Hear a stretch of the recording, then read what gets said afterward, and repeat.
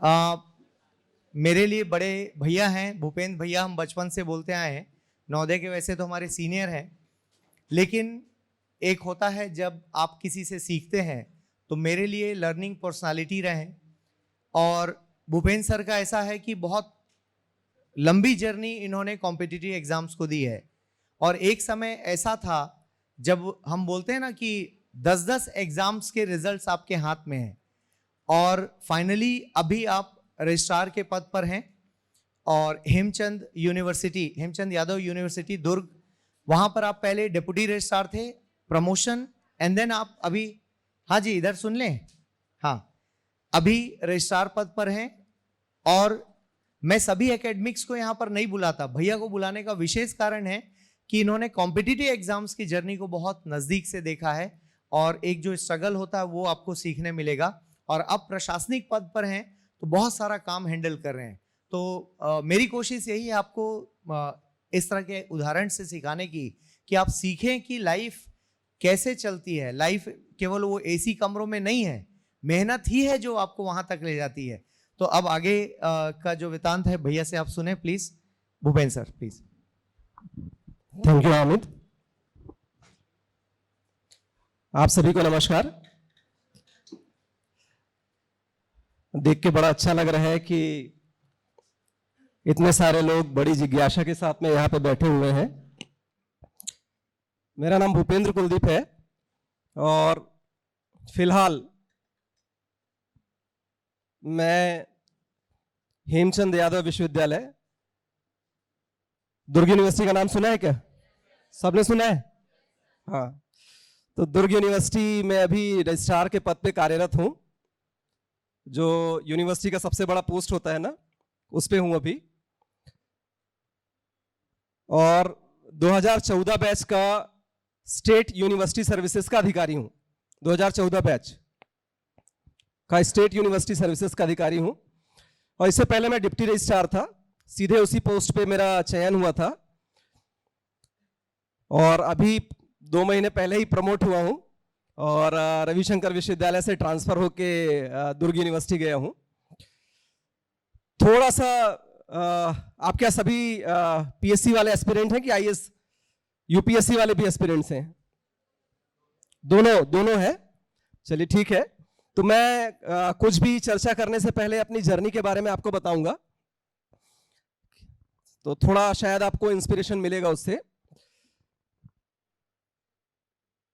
मैं private sector में job करता था और छत्तीसगढ़ डेंटल कॉलेज करके एक संस्था है राजनांदगांव में, कुछ लोग जानते भी होंगे। कोई डॉक्टर से क्या हाथ उठाओ, कोई नहीं है?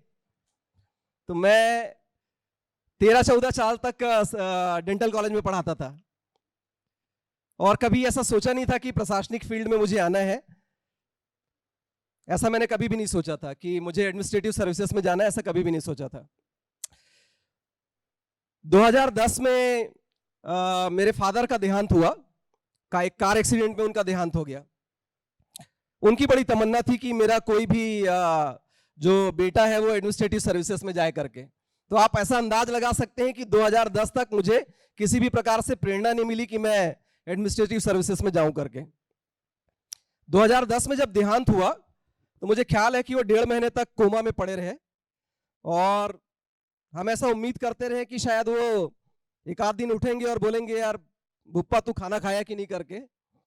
और ये वेट करते करते उनका देहांत हो गया।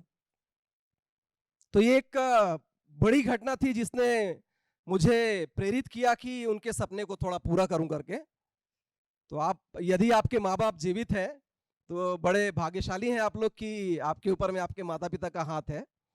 और यदि उनका कोई सपना हो, आपका कोई सपना हो, तो बिल्कुल पूरा करिए उसको। तो 2010 में मैंने कॉम्पिटिटिव एग्जाम्स की तैयारी चालू की। तो हमको तो कुछ समझ में नहीं था और उस समय इतने कोचिंग सेंटर्स भी नहीं थे, मैंने तो कभी कोचिंग नहीं लिया। लेकिन हामिद मेरा छोटा भाई है जिसने मुझे उस समय में मदद किया जब मैं अपने सपने को पूरा करने की कोशिश कर रहा था। अब चूंकि हम एक स्कूल से पढ़े हुए हैं, हालांकि बहुत सीनियर जूनियर है, लेकिन एकदम इतना पारिवारिक संबंध है कि उसने हर एक मेरा कॉल पिकअप किया और जो भी मुझे स्टडी मटेरियल की जरूरत होती थी वो मुझे अवेलेबल कराया विदाउट कॉस्ट। तो लगभग मेरी तैयारी जो है वो 2010 से समझ लीजिए 2016 तक 6 साल मैंने लगातार पढ़ाई की। 2010 से मैं पढ़ना चालू किया और मुझे याद है कि मेरी पढ़ने की कोई लिमिट नहीं होती थी। मेरे घर में मेरे पास मेरे ख्याल से 1.5-2 लाख की किताबें पड़ी हुई हैं, मैं इतना पढ़ाई करता था। तो 2010 में जब मैंने तैयारी चालू किया ना, तो कुछ स्ट्रैटेजी मालूम नहीं था, हम अभी थोड़ा डिस्कस करेंगे, मैं अपने बारे में बताऊंगा उसके बाद स्ट्रैटेजी कैसे मैंने प्लान किया। तो कुछ मालूम नहीं था हमको, आइडिया नहीं था। और उस समय ये आपके कोचिंग सेंटर्स भी इतने एडवांस नहीं थे। अब तो बहुत सारे लोग सक्सेसफुल हो गए हैं, यहाँ पे बात करने आते हैं तो आप सीख सकते हैं। तब हमको कोई गाइडेंस नहीं था। तो क्या पढ़ना है? पूरा पढ़ लो यार, पूरा पढ़ लो, जो भी किताब आया हाथ में पूरा पढ़ लो। तो सारी किताबें मैं पढ़ डालता था। लेकिन जब एग्जाम दिलाना चालू किया तो 2011 में पहली बार मैंने पीएससी दिलाया। मतलब ये किस एज की बात कर रहा हूं मैं, जब 36 साल का करीब हो गया था तब मैंने चालू किया कि अपने पिता के सपने को पूरा करना है। मतलब मुझे मालूम था कि छत्तीसगढ़ स्टेट में मूल निवासी का जो एज है वो 40 साल में खत्म हो जाएगा। मेरे पास 4 साल थे, 4 साल थे मेरे पास, कि अगर मैं ये 4 साल में एडमिनिस्ट्रेटिव जॉब में चला गया तो मैं तो नौकरी करूंगा, नहीं जा पाया तो प्राइवेट में तो डेंटल कॉलेज में काम कर ही रहा था। 40-45 हजार तनख्वाह मिल रही थी, बहुत पर्याप्त था जीने के लिए। मेरी वाइफ है, एक बेटा है। तो शादीशुदा आदमी वैसे भी पढ़ने के लिए उसके पास टाइम नहीं होता है, मैं तब भी पढ़ता रहा। तो इसमें मेरी धर्मपत्नी ने बहुत साथ दिया। हमने 2010-11 में दोनों ने एक साथ तैयारी चालू की। वो भी अब गवर्नमेंट जॉब में है, मैं भी गवर्नमेंट जॉब में हूं। दोनों ने एक साथ तैयारी चालू की। तो उसका एक्चुअली में पहले 2 बार में प्रीलिम्स निकल गया, मेरा नहीं निकला, मैं नहीं क्रॉस कर पा रहा था। मैं 2011 में मैंने एग्जाम दिलाया प्रीलिम्स, मुझे लगा मैं तो बहुत अच्छा बना के आया हूं, चयन हो जाएगा करके, नहीं हुआ। शुरुआत में क्या होता है, जब आप कोई चीज का एक्साइटमेंट होता है ना, तो आप 10 लोगों से उस चीज को डिस्कस करते हैं। तो मैं डेंटल कॉलेज में पढ़ाता था, सबको मालूम है कि ये पीएससी दिला रहा है, सबको मालूम था। तो मैं प्रीलिम्स दिला के आया तो सबने बधाई दिया। फेल हो गया, मुंह दिखाने लायक नहीं था बिल्कुल एकदम, क्या हुआ भाई, कैसे नहीं हुआ यार करके सब पूछते हैं। तो पहला लाइफ का पहला लेसन क्या है मालूम? आप अपनी योजनाओं को गुप्त रखिए, don't tell it to anyone. वो आपका मजाक उड़ाएंगे, आपको हतोत्साहित करते रहेंगे, और जब जब मिलेगा तब तक हतोत्साहित करते रहेंगे। आप जहां नजर आओगे ना, उनके दिमाग में पहली बात आएगी, इसको छीलना है। मत बताइए, अपनी योजनाएं तब तक गुप्त रखिए जब तक आप सफल नहीं हो जाते। एकदम इंपॉर्टेंट लेसन है ये। तो 2011 में प्रीलिम्स नहीं निकला, 2012 में पहली बार प्रीलिम्स निकला मेरा। 2012 में 36 साल 37 साल की उम्र के आसपास समझ लो ना, 37 साल की उम्र में वो निकला। तो मुझे लगा यार मैं तो डिप्टी कलेक्टर बन गया। मतलब फीलिंग आती है ना, अरे पास हो गया प्रीलिम्स, अब तो निकल गया, अब तो निकल ही जाऊंगा, हो जाएगा सिलेक्शन। मेंस जबरदस्त लिखा, एकदम जोरदार है ना। कोलंबिया कॉलेज मुझे मिला था सेंटर, मेंस लिखा, 3-3 घंटे लिख के हाथ ऐसे एकदम अकड़ गया था ना, 6-6 घंटे, एक दिन में दो बार एग्जाम होता था 3-3 घंटे का, तो 3.5 दिन में 7 पेपर लिख डाला। मेंस फेल हो गया, फेल हो गया तो और मुंह दिखाने लायक नहीं यार, इतना मेहनत किया साल भर, एकदम निराशा होती है ना, जबरदस्त निराशा। मतलब आप इतनी मेहनत किए रहो, रात भर उठ के पढ़ते रहो, और दोनों मैं सामने वाले चेयर पे बैठता था, मेरी वाइफ पीछे वाले चेयर पे। इत्तेफाक ऐसा कि 2 बार हमको, मेरी और मेरी वाइफ को, अगल बगल का ही, आगे पीछे का ही चेयर मिलता था, नकल मारने मिलता था। अब मैं कैसे फेल हुआ मेंस में बता रहा हूं 2012 में, कि गणित के पेपर, मैं बायोलॉजी वाला स्टूडेंट हूं, गणित ऐसी टफ है ना, इतना आंदोलन हुआ है, आपको मालूम है। यूपीएससी में क्वालिफाइंग जब 200 नंबर का है ना, तो मैथमेटिक्स वाले सारे बी वाले सेलेक्ट हो जाते थे यार। अब भी मैं बता रहा हूं, जब मैं ट्रेनिंग में था प्रशासन एकेडमी में, तो मेरे साथ 33 डीएसपी और 28 डिप्टी कलेक्टर ट्रेनिंग में थे। मैं अकेला बंदा बायोलॉजी वाला था, मेरे अलावा एक लड़की थी श्रद्धा, है ना, वो बीडीएस थी। उसके अलावा सारे लोग मैथमेटिक्स वाले, बी सब इंजीनियर, सारे लोग इंजीनियर। मतलब मैं आंकड़ा बता रहा हूं ये, है ना। तो 2012 में मैं फेल ऐसे हुआ कि मैथमेटिक्स का पेपर आया था, और उसमें एक मीन एवरेज निकालने वाला एक सवाल था 40 नंबर का, है ना। अब मेरी वाइफ पीछे बैठी, उसने मुझे बोला कि यार उसके और में जो लिखा हुआ है उसमें आर्यभट्ट के बारे में लिखना है, रामानुजाचार्य के बारे में लिखना है, तो उसको लिख लो, बोली उसने सजेस्ट किया। मैं बोला ये 40 नंबर मेरा हल किया हुआ है, मैं इसको सॉल्व कर लूंगा करके थोड़े अकड़ में आ गया मैंने। तो मैं उस एवरेज मीन वाला सॉल्व किया और किसी एक स्टेप में मुझे मिस हो गया, वो लाइन जो है वो कोई एक स्टेप मिस हो गया। उसने बढ़िया बनाया एकदम, रामानुजाचार्य आर्यभट्ट जो भी लिख दो नंबर तो मिलेगा ही, है ना, नंबर तो मिलेगा ही। मैं ये बना के आ गया। घर में आने के बाद मुझे जब मैंने उसको बनाया, देखा आंसर, अरे ये तो डिफरेंट आंसर आ रहा है करके, मैं उस घटना को भूल नहीं सकता कि उस 40 नंबर की वजह से मैं सेलेक्ट नहीं हुआ करके। जब इंटरव्यू दिलाया, 2012 का इंटरव्यू दिलाया, मैं मेंस निकल गया था मेरा इंटरव्यू दिलाया तो मेरे 609 या 610 रैंकिंग में आया था मैं, और डिप्टी कलेक्टर की सिलेक्शन और मेरा इनकम टैक्स इंस्पेक्टर में हुआ था। दोनों के बीच में लगभग 45-50 नंबर का डिफरेंस था। मुझे अंदाज हुआ कि अगर शायद मैं अपनी वाइफ की बात उस दिन सुन लिए रहता ना, तो मैं डिप्टी कलेक्टर बन जाता करके। मतलब ये घटनाएं हैं जो आपको अनुभव दिलाती हैं कि आपको जाके वहां पे डिसीजन कैसे लेना है ना, क्या निर्णय लेना है एग्जाम हॉल में बैठने के बाद में। फिर 2013 का फिर से मैंने पीएससी इंटरव्यू दिलाया, उस साल सिलेक्शन नहीं हुआ, मेरी रैंकिंग चली गई 900। मतलब मुझे समझ में आया कि मेरी पढ़ाई पहले ज्यादा अच्छी थी, बाद में खराब हो गई। पहले 6 से 9 रैंक में था, बाद में 911 रैंक में आ गया, तो मेरी पढ़ाई खराब हो गई, मुझे समझ में आ रहा था। लेकिन इस बीच में मैंने व्यापम के जितने भी एग्जाम निकले, चाहे वो छात्रावास अधीक्षक का हो, चाहे वो सहायक पशु चिकित्सा क्षेत्र अधिकारी हो, चाहे वो सहायक संपरीक्षक का एग्जाम हो, ये सारे मैं एग्जाम दिलाए। मैं आपको बताना चाहूंगा कि लगभग 52 एग्जाम्स दिलाए मैंने 3-4 साल के अंदर। 40 साल की उम्र तक लगभग 52 एग्जाम दिलाए, जिसमें से पहले 45 में मैं फेल हो गया। और फेल हो जाते थे ना तो मैं और अपनी वाइफ, वो तो और ज्यादा निराश होती थी, हम दोनों एक सप्ताह तक बात नहीं करते थे, एक दूसरे के मुंह भी नहीं देखते थे। तू फेल हो गई ना, आप भी तो फेल हुए हो। ये जो जुनून था ना, वो जुनून अगर जब तक आप में नहीं है ना, जिंदगी में सफल नहीं हो सकते, तब तक सफल नहीं हो सकते। अगर आप फेल होने के बाद में निराश नहीं होते हैं तो आप सामान्य नहीं है, फिर किसी दूसरी दुनिया के आदमी है। आप फेल हो और निराश हो तो सामान्य है ना, सामान्य बात है कि भैया आप फेल हो रहे हो तो निराश हो रहे हो। तो मैं उस प्रोसीजर से गुजरा हूं। 2014 में मेरा 40 साल खत्म होने वाला था, उम्र 40 साल खत्म होने वाली थी। तो मैं आपको बताना चाहूंगा कि ये जितने भी मैंने नाम गिनाए है ना, सहायक पशु चिकित्सा क्षेत्र अधिकारी में मेरा 27th रैंक था, सेलेक्ट हो गया था। फिर वैज्ञानिक अधिकारी में 8वां रैंक था, उसमें भी सेलेक्ट हो गया। फिर उसके बाद सहायक संपरीक्षक में 14वां रैंक था, उसमें भी सेलेक्ट हो गया। ऐसे कम से कम 8 एग्जाम्स में अचानक सिलेक्शन हो गया मेरा। और मुझे ऐसा लगा कि ये अचानक कैसे भगवान मेहरबान हो गया कि अचानक सेलेक्ट कर रहे हैं। हाँ?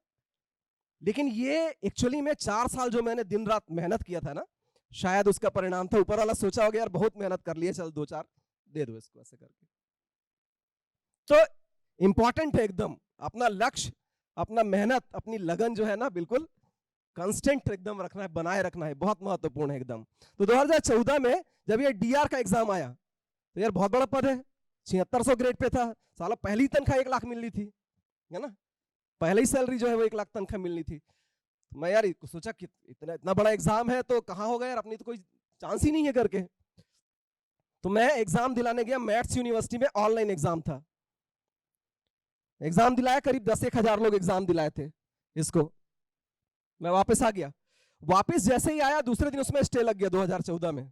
यहां तो सबको मालूम है ना पीएससी का हाल, एक क्वेश्चन पेपर में थोड़ी सी भी परेशानी आई तो फटाक से एकदम स्टे लग जाता है, एकदम तुरंत स्टे।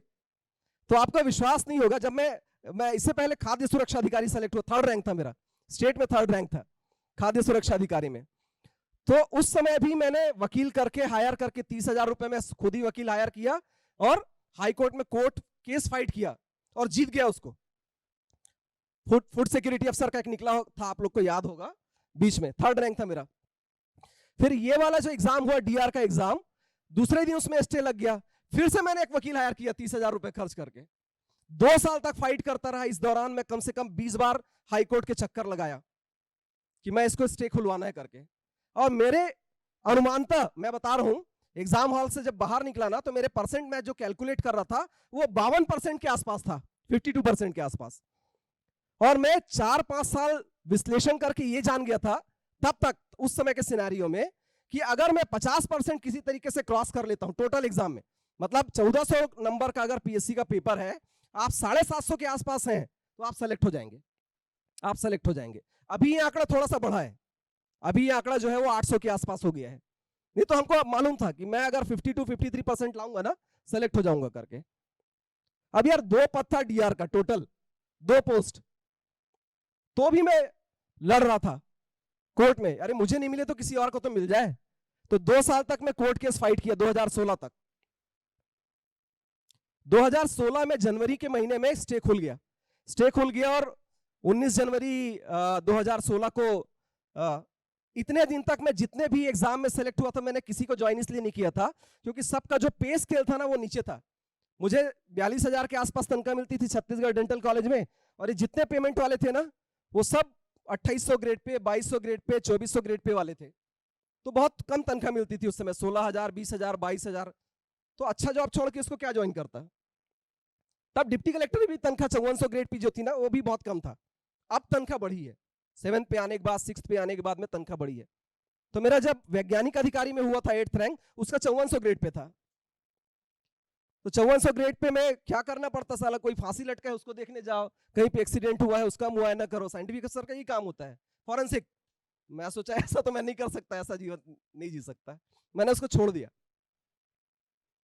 तो ये डीआर का एग्जाम जो था ना मेरे लिए एकदम कंफर्टेबल था। इससे पहले मैं एपीएफसी में सेलेक्ट हुआ था, assistant provident fund commissioner, UPSC से। उसका मैं इंटरव्यू देने दिल्ली नहीं जा पाया, उसका प्रीलिम्स निकल गया था, उसके पहले इसकी पोस्टिंग हो गई इसलिए। तो असिस्टेंट कमिश्नर का सिलेक्शन हो गया था मेरा। तो ये 6 साल तक स्ट्रगल करते रहा, मैं पढ़ते ही रहा लगातार, एक दिन भी नहीं सोया हूंगा, मतलब चैन से। तो ये डीआर का एग्जाम इंटरव्यू मेरा 40 मिनट चला। और अगर आप जानते होंगे सुशील त्रिवेदी सर को, जानते हैं क्या, यहाँ आते हैं क्या, आते हैं यहाँ। सुशील त्रिवेदी सर थे मेरे बोर्ड में, आरएस विश्वकर्मा साहब थे उस समय में चेयरमैन पीएससी के, जो नांदगांव कलेक्टर थे ना, बाद में पीएससी के चेयरमैन बने, राधेश्याम विश्वकर्मा, नाम सुना है कि आपने? लेखा सेवा से आईएएस बने हैं, ये जानना चाहिए आपको, बहुत इंपॉर्टेंट है एकदम। आरएस विश्वकर्मा साहब, तो वो पीएससी के चेयरमैन थे। सतीश अग्निहोत्री साहब जो अभी आंध्र प्रदेश हाई कोर्ट के चीफ जस्टिस हैं, वो मेरे इंटरव्यू लिए थे, तब यहाँ पे हाई कोर्ट में वो जज थे, सतीश अग्निहोत्री, ठीक है। तो ये लोग मेंबर्स थे। एक मेहरोत्रा साहब थे, पद्मश्री डॉक्टर मेहरोत्रा, जो आयुष यूनिवर्सिटी के वाइस चांसलर थे, वो थे। और एक साइकेट्रिस्ट था, कौन मुझे नहीं मालूम। तो 40 मिनट का मेरा इंटरव्यू चला था, और बहुत बुरी तरीके से मैं नर्वस हुआ था उस दिन, मतलब इतना छीले होंगे मैं क्या बताऊं मैं, एकदम, है ना। 40 मिनट किसको बोलते हैं, और क्लास 1 पोस्ट था, और इतने दिग्गज लोग बैठे, हालत तो ऐसी खराब रहती है ना। तो फिर भी दिलाया और बाहर निकल गया। बाहर निकल के मैं अपनी कार से वापस नांदगांव पहुंचा, और मैक्सिमम मुझे ऐसा लगता है आधे घंटे के अंदर रिजल्ट डिक्लेयर हुआ है। 2 ही पोस्ट था, 10,000 लोग एग्जाम दिलाए थे, और ईश्वर का ऐसा इत्तेफाक हुआ कि मैं पूरे स्टेट में टॉप किया। तो 2 पद था, है ना।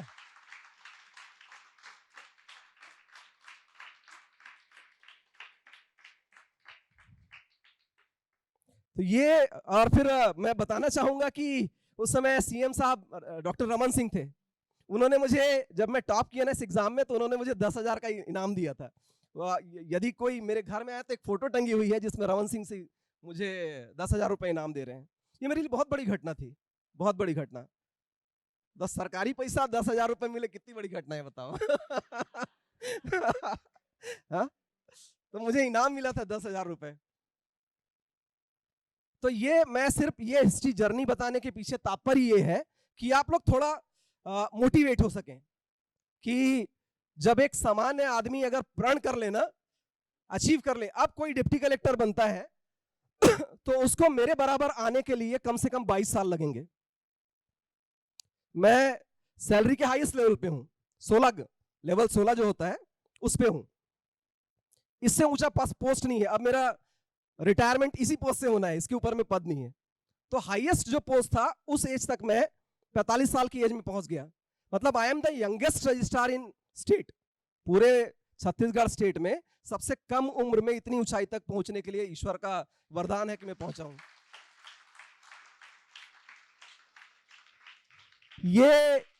ये एक चीज हमेशा याद रखिए, भगवान आपकी तभी मदद करेगा जब आप अपनी मदद करने की कोशिश करेंगे, है ना।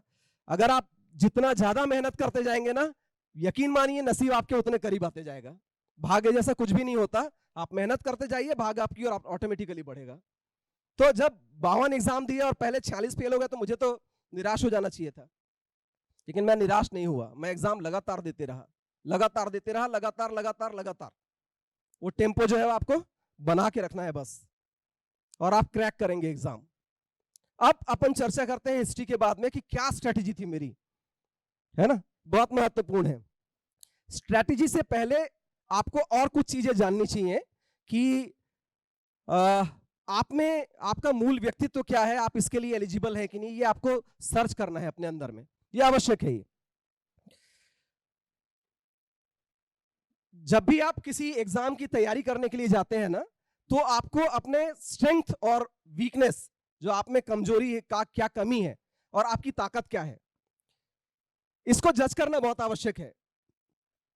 आपके पास हजारों पुस्तकें हैं, सैकड़ों पुस्तकें आपके सामने रखी है, सैकड़ों इंटरव्यूज हैं जिसको आप रोज देखते होंगे यूट्यूब में, लेकिन सबकी आप देखेंगे, अगर 100 लोगों का आपने इंटरव्यू देखा, 100 लोगों की स्ट्रेटेजी अलग अलग होती है ना।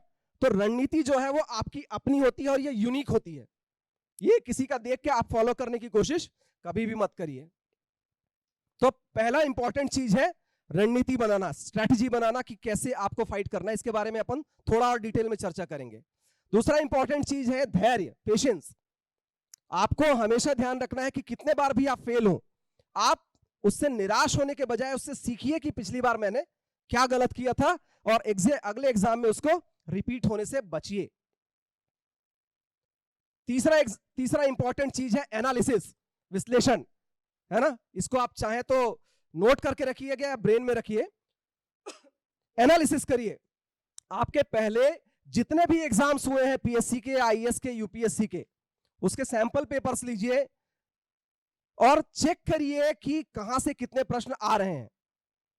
हो सकता है ऐसा हो, पॉसिबल है कि आप कोई ऐसा चीज पढ़ रहे हैं जो सिलेबस में है ही नहीं, या जिसके सवाल जो है वो 5-7 साल से 10 साल से आए ही नहीं है, तो आप अपना टाइम क्यों वेस्ट कर रहे हो। तो विश्लेषण करना महत्वपूर्ण है। मुझे एनालिसिस करने में 6 साल लगे टोटल, मैं बता रहा हूं, मैं 5-6 साल लगे। तब मैं एग्जैक्टली बता सकता था कि मुगल पीरियड से एक सवाल आएगा, हड़प्पा से एक सवाल आएगा, खेल से 7 सवाल आएंगे, संविधान से 6 सवाल आएंगे। ये एग्जैक्टली कैलकुलेशन करने में मेरे को 4-5 साल लगे, ये जज करने के लिए। आपके पास इतने कोचिंग्स हैं, इतने लोग हैं जो आपको गाइड कर रहे हैं, वो एग्जैक्टली संख्या बता देंगे कि बेटा ये वाला हिस्सा पढ़ो, वो वाला हिस्सा छोड़ दो, इतना % पढ़ो, इतना % छोड़ दो। क्यों 100% पढ़ना? मैं 75% पढ़ के निकाल सकता हूं, 50% पढ़ के निकाल सकता हूं। तो स्ट्रैटेजी आपकी अपनी है, कैसे पढ़ना है ना। तो रणनीति बनाना आपका दायित्व है। तीसरा चीज है निरंतरता, इंपॉर्टेंट एकदम, कंटिन्यूटी। आप अगर हर दिन नया पढ़ रहे हैं ना, तो आप पुराना वाला सब भूल जाएंगे। हर दिन अगर आप नया पढ़ रहे हैं ना, तो पुराना वाला सब भूल जाएंगे। तो आपको रिवाइज करने के लिए स्वयं को टाइम देना पड़ेगा। अपन रूटीन भी डिस्कस कर लेंगे। स्ट्रैटेजी जब प्लान करेंगे ना, बात करूंगा मैं, तो मैं आपको बताऊंगा कैसे प्लान करें। तो हर दिन नया मत पढ़िए, हर दिन नया मत पढ़िए। आप रिवीजन के लिए भी टाइम दीजिए, सप्ताह में 1 दिन दीजिए, 2 दिन दीजिए, दिन में 1 घंटा दीजिए, आधा घंटा दीजिए, लेकिन रिवाइज करिए। फिर अगला फैक्टर चौथा है राइटिंग। 2 साल में सबकी लिखने की क्षमता खत्म हो गई है, और मैं गारंटी दे सकता हूं कि आप लोग 2 साल से किसी को एक पत्र भी नहीं भेजे होंगे। अगर 3 घंटे आपको लिखने के लिए बिठा दिया जाए ना, तो हालत खराब हो जाएगी आपकी, सही बता रहा हूं मैं, हालत खराब हो जाएगी। तो लिखने की प्रैक्टिस एकदम इंपॉर्टेंट है, लिखते रहिए एकदम। आप चाहे तो एडिटोरियल पढ़ के उसको कॉपी कर लीजिए, निबंध लिखिए, निबंध इंपॉर्टेंट है एकदम, निबंध लिखिए। हर दिन कम से कम आधा घंटा 1 घंटा जो है वो लिखने के लिए अपना टाइम लगाइए, बहुत इंपॉर्टेंट है एकदम। फिर उसके बाद है आपकी योजना, है ना, प्लानिंग। अगर आपका एग्जाम आज से 3 महीने बाद है, या अगर आपका एग्जाम आज से 6 महीने बाद है, तो 6 महीने के लिए आप प्लानिंग बनाइए कि 6 महीने के अंदर मुझे कितना कोर्स कंप्लीट करना है, और उस कोर्स को आप डिवाइड कीजिए मंथली और उसके बाद डेली, कि एक दिन में मुझे आज 70 पेज पढ़ने हैं, ये वाला पोर्शन मुझे खत्म करना ही है। सोने से पहले मर जाओ लेकिन खत्म होना चाहिए वो, है ना, मर जाओ लेकिन वो खत्म होना चाहिए। ये जब तक स्ट्रैटेजी नहीं बनाओगे तब तक 6 महीने में कवर नहीं कर सकोगे। एक दिन अगर एक पेज छोड़ दिया ना, तो आप सप्ताह के आखिरी में देखेंगे कि आप 10 पेज छोड़ दे रहे हैं। ऐसा मत करिए। आप अपनी योजनाएं जो है वो एकदम लिखकर, जहां मैं पढ़ता था ना वहां पे लिखा होता था टेबल में, हर दिन का आप रिमाइंडर, मोबाइल है आपके पास, रिमाइंडर बनाइए, आज यार इतिहास का मुगल काल खत्म करना है, करो, कुछ भी आ जाए। देखिए हमको भी मालूम है कि ज्यादातर घरों में सब्जी ले आओ बेटा, दूध ले आओ बेटा, ये सब चलते रहता है। इसके बाद भी आपको कंप्लीट करना है। यही आपकी स्ट्रैटेजी प्लानिंग है। अब स्ट्रैटेजी कैसे करें, स्ट्रैटेजी कैसे प्लान करें? देखिए जो मेजर जो इश्यूज होते हैं, मेजर जो हिस्से होते हैं किसी भी एग्जाम के, उसमें करंट अफेयर कॉमन होता है, सबको मालूम है, समसामयिक घटनाएं आती हैं, सबको मालूम है। तो आप समसामयिक घटनाओं के लिए दिन में 1 घंटा 1.5 घंटा पर्याप्त होता है। रोज आप टीवी देख लीजिए एक बार, न्यूज चैनल या अच्छी पत्रिकाएं हैं या समाचार पत्र हैं। हिंदी का जो हिंदी की जो पत्रिकाएं होती है ना, उसका सब पढ़ने की जरूरत नहीं है। आप एडिटोरियल कॉलम पढ़ लीजिए, फ्रंट पेज पढ़ लीजिए, काफी है, और एक खेल वाला पेज पढ़ लीजिए, काफी है। ये 3 पेज अगर आप पढ़ लेते हैं ना, तो आपके करंट अफेयर्स के लिए पर्याप्त है, एकदम काफी है एकदम। फिर आप दिन में 4-5 घंटा समय लगाइए नया पढ़ने के लिए। अगर 4-5 घंटा नहीं दे सकते, 2 घंटा पढ़िए, लेकिन एकदम जबरदस्त पढ़िए। आपने जो पढ़ने का स्पीड है ना, उसको बढ़ाइए। मैं बता रहा हूं, जब मैं पढ़ाई करता था, ल्यूसेंट की एक किताब में एक दिन में खत्म कर देता था। मतलब समझ लो कि वो 300 पेज की किताब है, तो मेरी स्पीड इतनी अच्छी हो गई थी कि मैं ल्यूसेंट की किताब को एक दिन, बस एक दिन 300 पेज एक दिन में पढ़ देता था। आप एक चीज याद रखिए, अगर आप किसी चीज को ना 3 बार रिवाइज करते हैं, जैसे मान लो इस सप्ताह आपने संडे को कोई एक चीज रिवाइज किया, फिर आपने अगले संडे को एक बार रिवाइज किया, फिर आपने उसके एक और संडे को रिवाइज किया, एकदम याद रखिए, ये ह्यूमन मेडिकल फैक्ट है कि अगर आप किसी चीज को 3 बार अच्छे से गहराई से रिवाइज कर लेते हैं, तो आपके वो स्थायी मेमोरी में चला जाता है। वो स्थायी मेमोरी में आप उसको भूल नहीं सकते कभी, लाइफ लॉन्ग। यदि अगले बार जब भी एग्जाम होगा और उसके 5 मिनट पहले अगर आपने उसको देख लिया हल्का सा भी, तो आपको याद आ जाएगा। और एग्जाम से पहले जो आपका IQ होता है ना, वो हाईएस्ट होता है। आप देखेंगे कि अगर आपने शिद्दत से एकदम मेहनत की है, तो एग्जाम हॉल में जाने से पहले आप जिस चीज को पलटेंगे ना, वही एग्जाम हॉल में आता है, एग्जाम पेपर में वही आएगा। आपका जो गेसिंग पावर होता है ना, उस समय में हाईएस्ट होता है एग्जाम से पहले। इंपॉर्टेंट ये है कि आप कितने उसके लिए डेस्परेट हैं एकदम, तो आप देखेंगे आपका गेसिंग एकदम 100% सही जाएगा, 100% सही जाएगा। तो ये स्ट्रैटेजी, अगर आप 3-4 घंटा कुछ नया पढ़ रहे हैं, उसके बाद रिवाइज के लिए भी आप चाहें तो पर डे टाइम दें या सप्ताह में टाइम दें। इस तरीके से अपनी स्ट्रैटेजी को प्लान करिए 6 महीने के लिए। ये अगर स्ट्रैटेजी आपने प्लान किया, अब एग्जाम हॉल में आप जाने के लिए तैयार हैं। एग्जाम हॉल में जाने के बाद में भी कई लोग नर्वस हो जाते हैं, आप लोग भी होते होंगे, यार इतने कठिन सवाल आ गए, यार इतने सरल सवाल है, ज्यादा एक्साइट हो गए, ज्यादा बना दिए, 100 में 100 बना के आ गए, है ना। मेरे घर के नीचे में एक लड़की रहती है, एमटेक है मैं उसको बहुत समझाया कि एग्जाम हॉल में जाने के बाद में जज करना कि कितने सवाल आ रहे हैं, किस प्रवृत्ति के सवाल हैं। देखिए अगर 2 लाख लोगों ने एग्जाम भरा है, तो मैक्सिमम 5,000 से ज्यादा लोग जो है वो अच्छे से तैयारी करने वाले नहीं होते, उतने ही लोगों से आपको कॉम्पिटिट करना है। किसी भी एक परीक्षा का एक पैटर्न होता है, पेपर सेटिंग का एक पैटर्न होता है। चूंकि मैं PSC के पेपर सेट मेरे पास आते हैं यूनिवर्सिटी में प्रोफेसर्स के पास में सेट होने के लिए, तो मैं जानता हूं उनका एक पैटर्न होता है। पैटर्न कैसे होता है मैं आपको बताता हूं।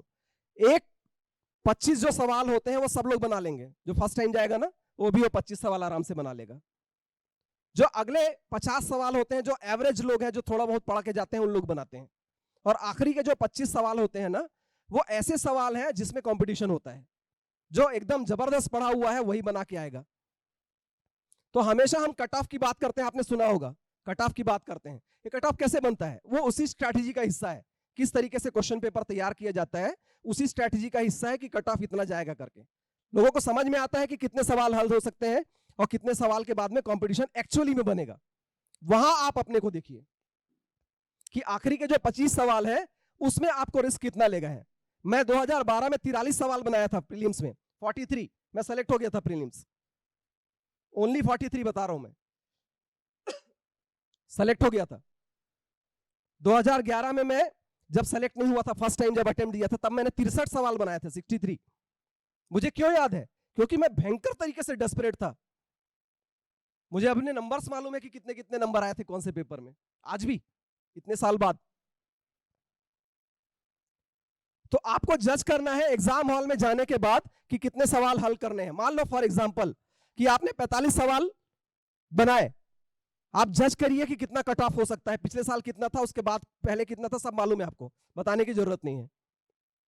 मान लो 90 आपने कैलकुलेट किया, भाई 45 सवाल में बनाता हूं, 60 सवाल में बनाता हूं, 60 सवाल में बनाता हूं, 120 नंबर मेरे आएंगे, ठीक है।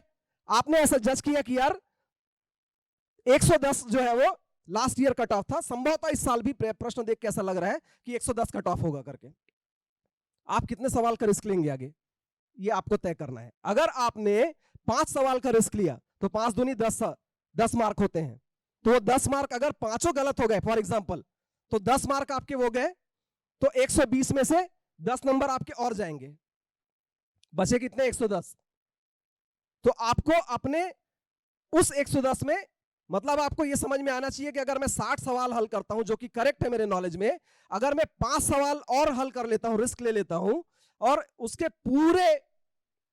पूरे गलत होने की संभावना भी यदि हो, तो माइनस मार्किंग के बाद में मेरे इतने नंबर बनेंगे जो कि मुझे सेलेक्ट करने में मदद कर सकते हैं। ये जज करने में मुझे 4 साल लगे।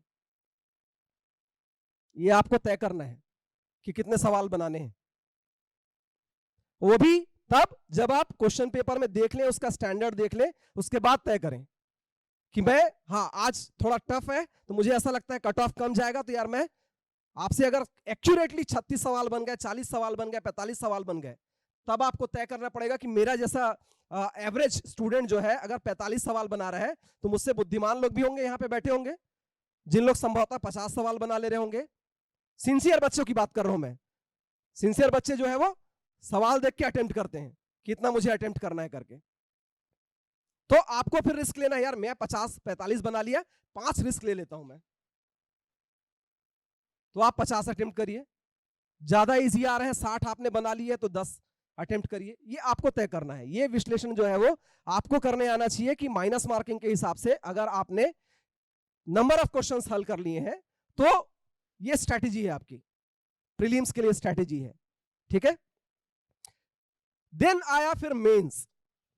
मेंस एग्जाम में, चाहे वो आप यूपीएससी का एग्जाम दें या आप सीजीपीएससी का एग्जाम देते हो, आपको सिलेबस का नॉलेज होना बहुत ही महत्वपूर्ण है एकदम। आप 10 बार सिलेबस को रिवाइज करिए। हाथ उठाइए कितने लोग ने अपने सीजीपीएससी या यूपीएससी के सिलेबस को पूरा पढ़ा हुआ है। देखिए कोई भी नहीं है, हा? कोई भी नहीं है। अच्छा स्टार्ट करेंगे, तो आप क्या करिए, आपका सबसे महत्वपूर्ण टास्क है सिलेबस को सिंसियरली पढ़ना। यदि आप सिलेबस को सिंसियरली पढ़ लेते हैं, आप एनालाइज कर लेते हैं सैंपल पेपर्स को पिछले वर्षों के, तो आपको एक्चुअली में किसी से पूछने की आवश्यकता नहीं पड़ेगी कि मुझे पढ़ना क्या है। ये आपको खुद समझ में आ जाएगा। और गाइड करने के लिए तो आपके मेंटर्स हैं यहाँ पे, ऑलरेडी हैं। आपको अगर समझ में नहीं आ रहा है तो आप अपनी काउंसलिंग करा लीजिए यहाँ पे। वो आपको 2-4 सवाल करके आपको जज कर पाएंगे कि आपने कितना सिंसियरली जो है वो इस बारे में सोचा हुआ है। तो सिलेबस को आप पढ़ के पहले एनालाइज करिए सैंपल्स पेपर्स के साथ में, कहां से कितने सवाल आ रहे हैं। फिर उसके बाद में फिर किसी काउंसलर के पास जाइए, मेंटर के पास जाइए और एक बार सवाल करिए कि आपके स्ट्रेंथ कौन से हैं, आपकी वीकनेसेस कौन सी है और किन किताबों को आपको प्रेफर करना चाहिए। देखिए मार्केट में 100 प्रकार की किताबें हैं, 100 प्रकार की किताबें, ज्ञान एक ही है। आप 100 चीजें पढ़ेंगे ना तो आप कंफ्यूज होते जाएंगे। आपको टारगेट करना है एक ही मटेरियल पे, और उसी पे कॉन्सेंट्रेट रहिए एकदम। मटेरियल बार बार बदलिए मत। आप बदलते जाएंगे ना तो आपका जो ब्रेन है ना वो डायलेमा की स्थिति में आते जाएगा। Don't be like that. क्यों डायलेमा पैदा करना?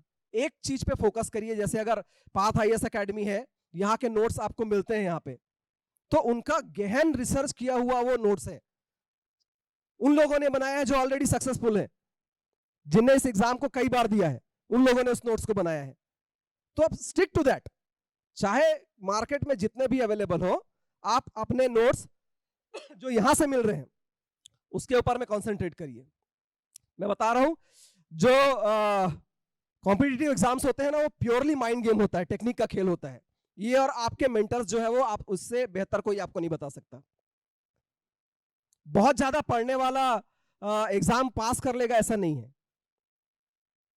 बहुत सटीक जिसकी स्ट्रेटेजी है वो एग्जाम पास करेगा, जिसकी योजना जो है वो एकदम जबरदस्त है एग्जाम पास करने के लिए, जिसने एनालाइज किया है कि एग्जाम को पास करने के लिए किस तरीके से मुझे अटेम्प्टिव होना है, वही स्ट्रेटेजी निर्धारित करती है आपकी सफलता। बहुत इंपॉर्टेंट है ये। तो मैं ये 4-5 चीजें जो आपको बताया हूं, है ना, पेशेंस बना के रखिए, टेम्पो बना के रखिए, कंटिन्यूटी एकदम आपकी हमेशा बनी होनी चाहिए। एक चीज मैं छोड़ चुका था जिसको मैं बताना चाहूंगा, सेल्फ मोटिवेशन। ये बहुत इंपॉर्टेंट चीज है ना। अपने जो प्लानिंग्स है ना उसको ज्यादातर लोगों से छुपा के रखिए, डिस्कस मत कीजिए। जब तक आप सफल नहीं हो जाते ना, अपनी योजनाएं हमेशा गुप्त रखिए। आप बताएंगे तो वो एक्सपोजर में जाएगा, वो आपको हतोत्साहित करेगा। कैसे हो सेल्फ मोटिवेटेड? सेल्फ मोटिवेशन के कुछ तरीके हैं जो आप सब लोग जानते हैं, यूटिलाइज भी करते हैं रोज, लेकिन इसको अपने स्टडी के बीच में आपको डालना है। कई लोग फिल्म देख के स्ट्रेस रिलीज करते हैं, कई लोग पोयम लिखते हैं, कोई पेंटिंग करता है, कोई दोस्त से बात करके स्ट्रेस रिलीज करता है। बहुत सारे ढेर सारे तरीके हैं सेल्फ मोटिवेशन के। कुछ लोग आईने के सामने खड़े हो जाएंगे, अपने से बात करेंगे। कुछ लोग अकेले पैदल वॉक करेंगे गाना सुनते सुनते, अकेले, है ना, उनको और किसी का साथ नहीं चाहिए, वो सेल्फ मोटिवेटेड होते हैं। तरीका आपका अपना होना चाहिए। ये अगर आप निराश हो रहे हैं एग्जाम दिला के तो बहुत सामान्य सी बात है, आप बहुत ही अच्छे डायरेक्शन में फोकस्ड हैं, आप ये ध्यान रखिए। अगर आप निराश नहीं हो रहे हैं तब तो आप टेस्ट कराइए किसी दूसरी दुनिया के प्राणी हैं आप। लेकिन यदि आप निराश हो रहे हैं, जबरदस्त मेहनत कर रहे हैं और निराश हो रहे हैं, तो आप एकदम सही डायरेक्शन में हैं। आपको निराशा आनी चाहिए क्योंकि आप सिंसियर हैं। तो जो निराश होगा वही सेल्फ मोटिवेट होगा। तो सेल्फ मोटिवेशन के लिए रास्ते आप तलाश कर लीजिए। नेगेटिव लोगों से बचिए, बहुत इंपॉर्टेंट है। हमको समझ में नहीं आता कि मैं नेगेटिव हूं कि पॉजिटिव हूं, दूसरों को बहुत तेजी से समझ में आता है ना। और आप आसानी से समझ सकते हैं कि कौन बहुत सकारात्मक है मेरे लिए और कौन नकारात्मक है। देखिए, 3-4 लोग दुनिया में हैं जो आपके लिए केवल आपको प्रोत्साहित करेंगे, उसको छोड़ के किसी की गारंटी नहीं है। एक होते हैं आपके पेरेंट्स, माँ बाप, फिर भाई बहन और टीचर्स। इसके अलावा है कोई जो आपको प्रोत्साहित करेगा? टीचर आपको कभी भी डिमोटिवेट नहीं करेगा, पेरेंट्स आपको डिमोटिवेट नहीं करेंगे, भाई बहन आपको डिमोटिवेट नहीं करेंगे। इनसे कनेक्टेड रहिए, ऐसे दोस्त बनाइए जो आपको मोटिवेट करें। दोस्त बड़े कमीने होते हैं, है ना।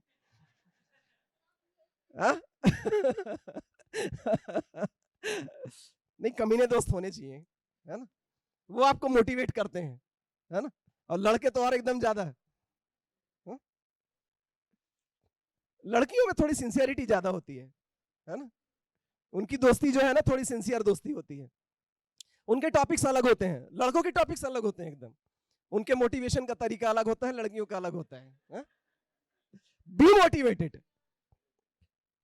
है ना, बहुत महत्वपूर्ण है एकदम। ये मोटिवेशन जब तक आप सफल ना हो जाएं तब तक एकदम बनाए रखिए। फेल होइए ना एग्जाम में, फेल होना तो गर्व की बात है, फेल होना चाहिए। जो जिंदगी भर फेल नहीं हुआ ना, जब पहली बार फेल होता है ना वो, तो उसको सहन नहीं होता। और ये आपके 10वीं 12वीं के एग्जाम नहीं है, ये आपकी जिंदगी की लड़ाई है, ये आपके जिंदगी की लड़ाई है, ये, है ना। पीएससी दिलाना या आईएएस दिलाना आपका सपना है, अपने अपने सपने की लड़ाई है वो। तो जिंदगी की लड़ाई जो है वो जबरदस्त तरीके से खेलिए उसको एकदम। कभी भी डिमोटिवेट मत होइए, धैर्य बना के रखिए, एकदम सहनशीलता बना के रखिए। एक और टॉपिक जो है छूट गया, 20 लोग आपको गाली देने वाले हैं, फेल हो जाओ ना आप, वापस घर जाओ जरा या गांव जाओ, वापस कॉलेज जाइए जरा। तो डिमोटिवेट करने वाले ढेर हैं, सुनना आना चाहिए, सहनशील होना आना चाहिए, ये सारी क्वालिटीज कोशिश करिए। मैं ये नहीं बोल रहा हूं कि आप आईएएस बन जाए या डिप्टी कलेक्टर बन जाए, ऐसा जरूरी नहीं है। जिस भी फील्ड में जाएं आप, जहां पे भी अच्छा एनजीओ चलाइए, अच्छा बिजनेस करिए, इंडस्ट्री खोल लीजिए, मानवाधिकार के लिए काम करिए, ह्यूमन राइट्स के लिए काम करिए, जहां भी जाए यही सारी चीजें आपके काम आने वाली हैं जो मैंने आपको बताया। तो मैंने कोशिश किया अपनी स्ट्रेटेजी भी बताने का कि मैंने कैसे प्लानिंग किया। अगर आपके दिमाग में ऐसी कोई बात है जो मुझसे पूछना चाहते हो तो यू आर वेलकम, अगर आपको कुछ पूछना है तो।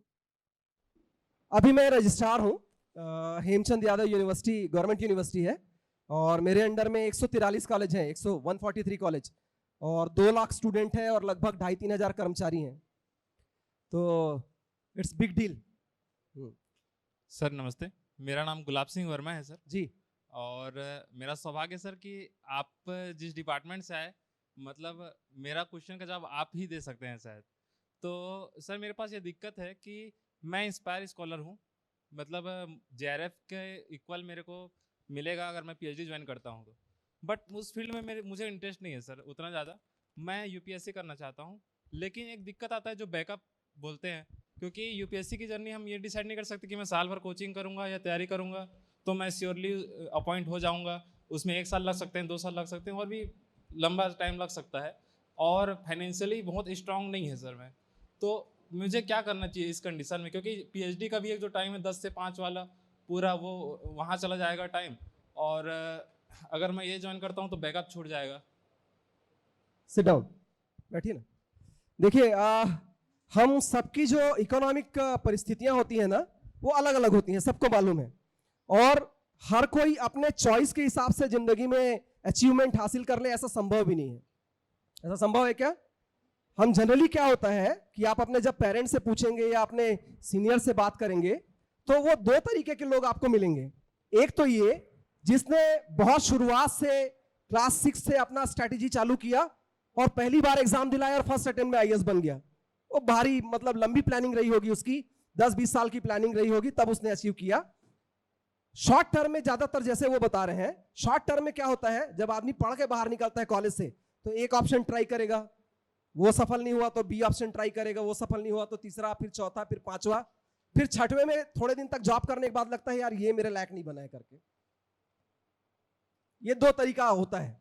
अगर आप इस एज में है कि लंबी पारी खेल सकते हैं, 2-4 साल अपने एग्जाम को टाइम दे सकते हैं, तो एक ही लक्ष्य बनाइए।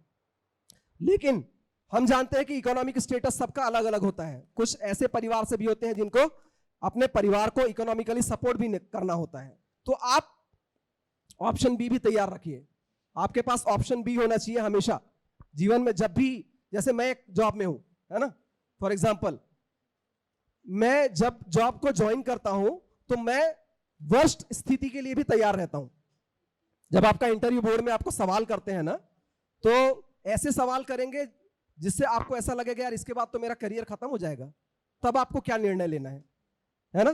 तो ये स्ट्रेटेजी आपको तय करनी पड़ेगी कि आपके लिए ऑप्शन बी क्या है, कौन सा ऐसा रास्ता है जिसके साथ साथ मैं इसको कंटिन्यू कर पाऊंगा। महत्वपूर्ण है। जब मैंने तैयारी चालू किया था तो मैं तो शादीशुदा था और मेरा बेटा भी था 5-7 साल का, तो मुझे अपना परिवार भी पालना है, मुझे अपनी तैयारी भी करनी है, एग्जाम भी दिलाना है और वो पास भी करना है, ये भी जिम्मेदारी थी। तो आप भी उसी कंडीशन से गुजर रहे हैं, है ना, आप भी उसी स्थिति से गुजर रहे हैं। तो आपको ऑप्शन ए के साथ चलते रहने के लिए ऑप्शन बी एक तैयार रखना ही पड़ेगा। अपने स्ट्रेंथ और वीकनेसेस आप चेक करिए कि आप किस चीज में अर्न कर सकते हैं। अगर अपने परिवार के लिए अर्न करना चाहते हैं तो उसको साथ में लेके इसकी तैयारी करिए। कोशिश करिए कि इसके लिए ज्यादा से ज्यादा समय करियर उसके जॉब के साथ में दे सकें, तब आप इसको, हो सकता है थोड़े और ज्यादा वक्त में आप सफल हो सकता है दूसरों की तुलना में आप 2 साल में सफल हो। लोग 1 साल में सफल हो रहे हैं तो 2 साल में सफल हो। हर कोई अपना टाइम लेता है अपनी परिस्थिति के हिसाब से। तो में निराश होने की कोई बात नहीं है, लेकिन आप मजबूत पैर से खड़े रहेंगे ना तो वहां आपको निराशा भी हाथ लगेगी, तो यहां आप सर्वाइव करते रहेंगे। ये आपका टेम्पो बना के रखेगा, आपकी हिम्मत को बना के रखेगा। और कोई पूछ रहा था? हाँ पूछिए प्लीज।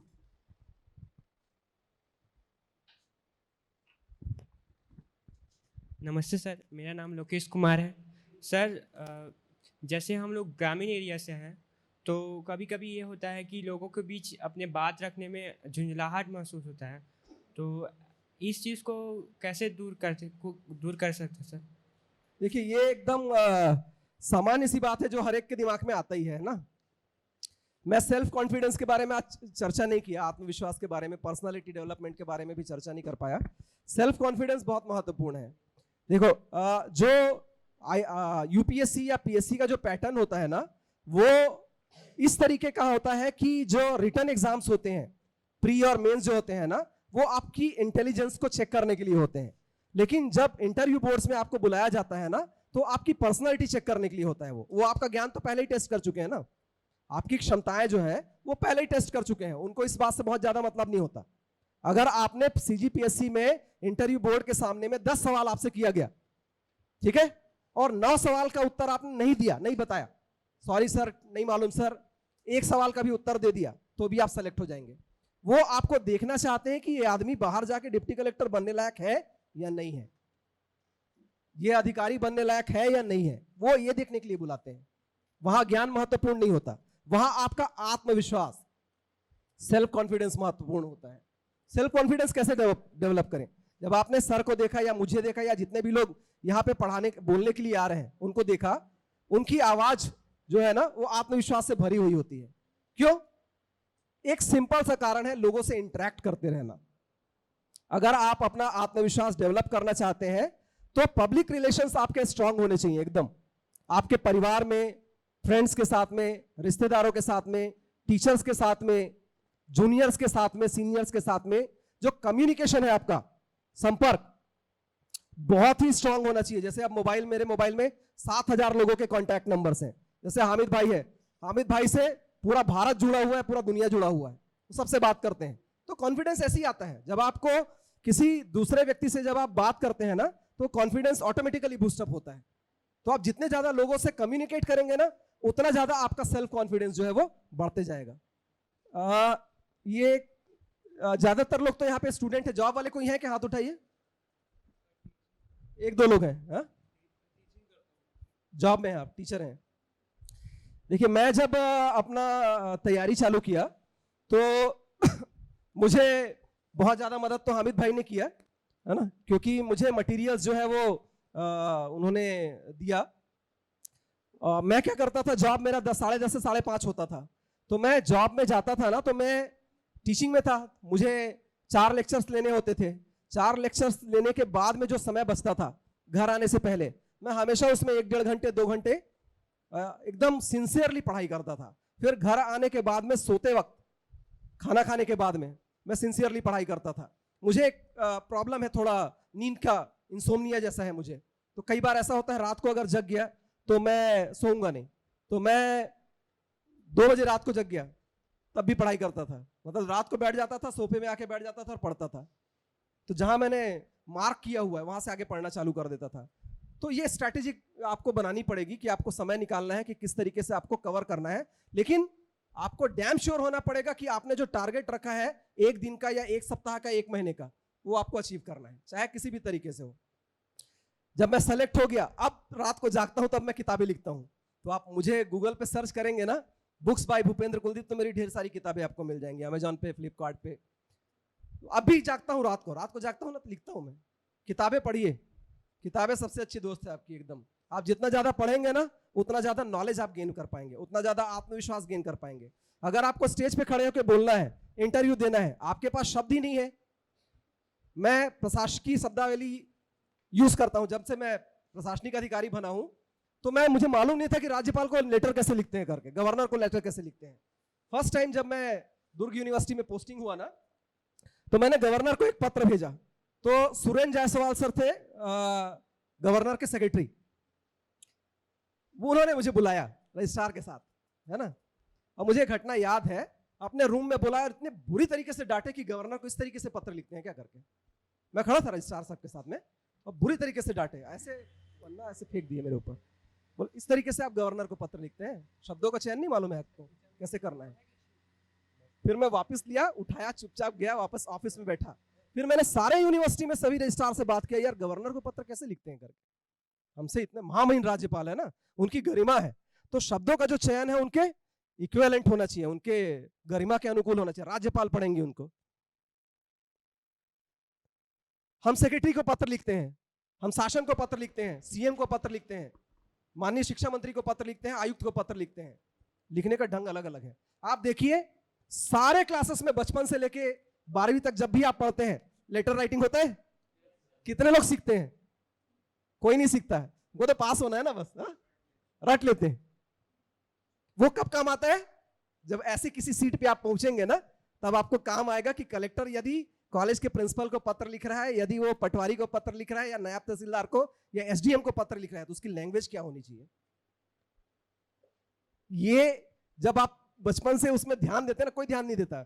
मेरे बेटे को बोलता हूँ लेटर लिख दे, उसको कॉन्सेप्ट मालूम है, एकदम रटा हुआ है एकदम, है ना, वो बस एक कॉमन उसको मालूम है कि हाँ हाँ ऐसे ऐसे लिखना है, बस खत्म। तो ये आपको मैनेजमेंट करना सीखना पड़ेगा, है ना, कि वर्क में और पढ़ाई कैसे करना है, टाइम निकालना है कैसे, लोगों से कनेक्टेड रहिए, बहुत महत्वपूर्ण है एकदम। और कोई सवाल है? थोड़ा कुछ मोटिवेशन मिला कि नहीं? हाँ मिला, अच्छी बात है कि अगर ऐसे लोग यहाँ पे जो स्ट्रगल करके, और एक और महत्वपूर्ण चीज ये है, स्ट्रगल से कभी दुख मत होइए, है ना, दुखी मत होइए। Struggle is part of life. दुखी होना अलग मैटर होता है, स्ट्रगल करना अलग मैटर होता है ना। दुखी तब होइए जब दुख होने लायक कारण हो, नहीं तो स्ट्रगल करते रहने में कोई बुराई नहीं है। स्ट्रगल करिए, स्ट्रगल करते रहिए, है ना। थैंक यू सो मच, है ना, धन्यवाद आप सभी का।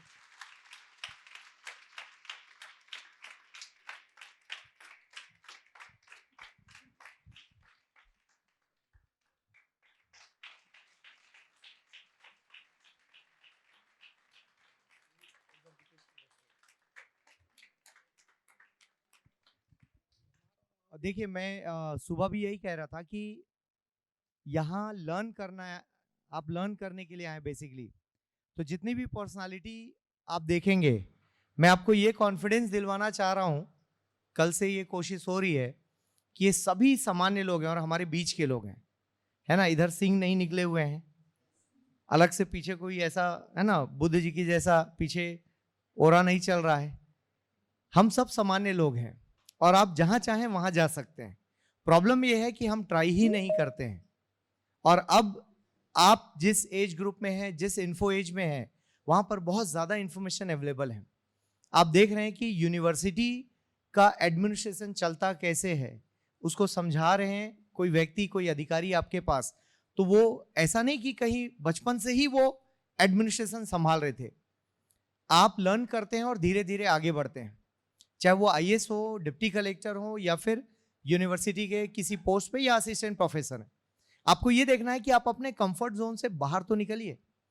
बहुत सारी चीजें हैं, पायलट बनना है पायलट बनिए, पुलिस में जाना है पुलिस में जाइए, बट बाहर निकलिए और उसके लिए जो रिक्वायरमेंट्स वो फिर 100% फुलफिल होनी चाहिए। फिर उसके लिए आप धीरे से बैटिंग मत कीजिए, फिर तो लग जाइए और फिर मुझे लगता है सक्सेस मिल सकती है। ठीक है, तो यहाँ कोई भी चांदी का चम्मच लेकर पैदा नहीं हुआ है, सभी ने स्ट्रगल किया है। यही आपको सिखाने का मकसद है इन 3 दिनों में। 3 दिनों में तो मैं आईएएस बना नहीं सकता आपको, लेकिन आपके दिमाग में पॉजिटिव चीज, पॉजिटिव एनर्जी पैदा हो जाएगी, ये मेरा वादा है। और भैया को बहुत बहुत धन्यवाद। बड़े भाई हैं, सीनियर टीचर हैं, मैं हमेशा गुरु मानता हूँ, क्योंकि एवरीडे हम लर्न करते हैं, राइट। और कभी भी लगता है किसी भी मुद्दे पर सीखना है, समझना है, तो समय लेकर आप कभी भी दुर्ग में संपर्क कर सकते हैं। मुझे नहीं लगता कभी आपको निराश होकर लौटना पड़ेगा, यदि आपका कॉलेज या यूनिवर्सिटी का मामला फंसता है तो, राइट। सो बहुत बहुत धन्यवाद भैया।